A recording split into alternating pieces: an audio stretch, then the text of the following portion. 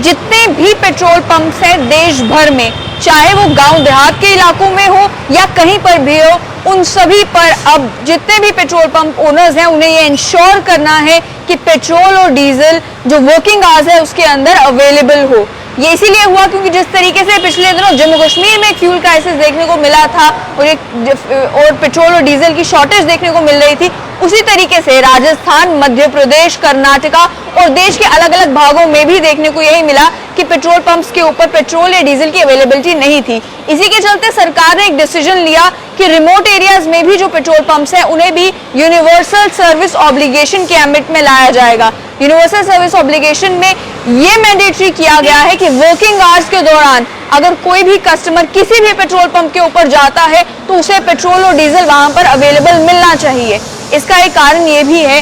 कि Indian oil, HPCL और BPCL ये तीनों पीएसयूज हैं, लेकिन इसके अलावा भी जो प्राइवेट प्लेयर्स हैं इस फ्यूल की दुनिया में, जैसे कि जियो बीपी हो गया या नायरा हो गया, in private petrol pump owners ने ये जो पेट्रोल और डीजल बेचना शुरू किया था उसके प्राइसेस बढ़ा दिए गए थे। नतीजा ये निकला कि आम जो भी कस्टमर होगा वो तो यही देखेगा कि मुझे पेट्रोल और डीजल सस्ता कहाँ पर पड़ रहा है। इसके चलते जो पहले प्राइवेट पेट्रोल पंप्स के भी कस्टमर्स हुआ करते थे उन्होंने भी पीएसयूज में शिफ्ट किया, उन्होंने भी इंडियन ऑयल, एचपीसीएल या बीपीसीएल के पेट्रोल पंप से पेट्रोल और डीजल खरीदना शुरू कर दिया। नतीजा ये निकला कि इन पीएसयूज की डिमांड जो है वो बढ़ गई, सप्लाई उतनी हो नहीं पाई, जिसके नतीजे में कई कई पेट्रोल पंप्स पर फ्यूल शॉर्टेज देखने को मिली।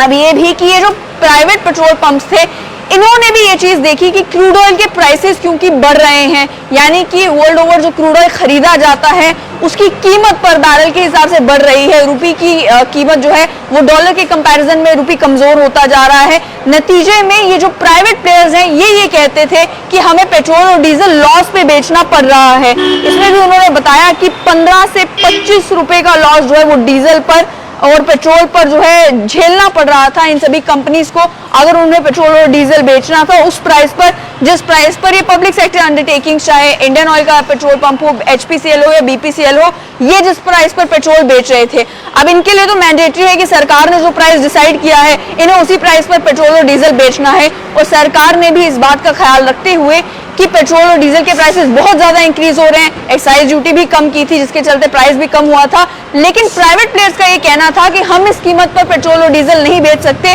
क्योंकि जितना नुकसान हमें हो रहा है वो हमारे लिए पर मंथ एब्जॉर्ब कर पाना मुश्किल हो रहा है। जिसके नतीजे में कई सारे प्राइवेट प्लेयर्स ने राजस्थान हो, कर्नाटका हो, मध्य प्रदेश हो, इन स्टेट्स में किया ये कि या तो अपनी सेल कम कर दी या फिर सप्लाई अलग अलग पेट्रोल पंप्स पर कम कर दी और कुछ पेट्रोल पंप्स को बंद ही कर दिया कि वहां पर उन्होंने पेट्रोल बेचना, डीजल बेचना बंद कर दिया। जिसके नतीजे में जो बाकी पेट्रोल पंप्स हैं उन पर लोगों ने जाना शुरू कर दिया और डिमांड एकदम से स्पाइक अप कर गई।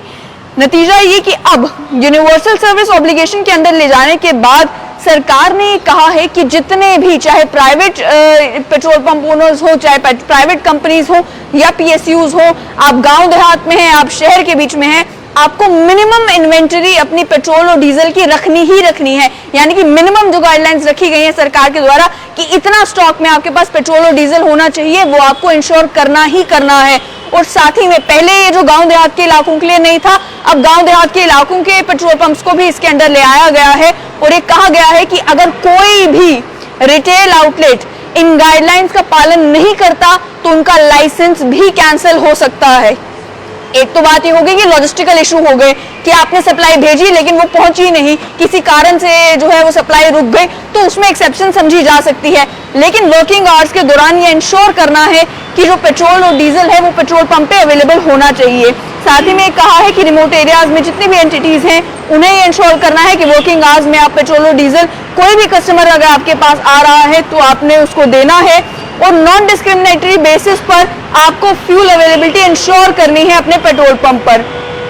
इसके साथ साथ में ये भी कहा जा रहा है कि मध्य प्रदेश में पेट्रोल की सेल 40% इंक्रीज हुई है और डीजल की सेल जो है 46% इंक्रीज हुई है प्राइवेट फ्यूल रिटेलर्स के कंपैरिजन में। यानी कि लोगों ने पीएसयूज पे शिफ्ट करना शुरू कर दिया। उसी तरीके से बीपीसीएल में भी, एचपीसीएल में भी एक शार्प इंक्रीज जो है वो कस्टमर्स का देखने को मिला। जैसा कि जम्मू कश्मीर में देखने को मिला कि अगर एचपीसीएल के पेट्रोल पंप पर जो है पेट्रोल या डीजल अवेलेबल नहीं है तो लोगों ने इंडियन ऑयल के पेट्रोल पंप से पेट्रोल और डीजल खरीदना शुरू कर दिया, जो बात स्वाभाविक भी है। लेकिन इस खबर को लेकर भी जो एक्सपर्ट से राय बनाए हुए हैं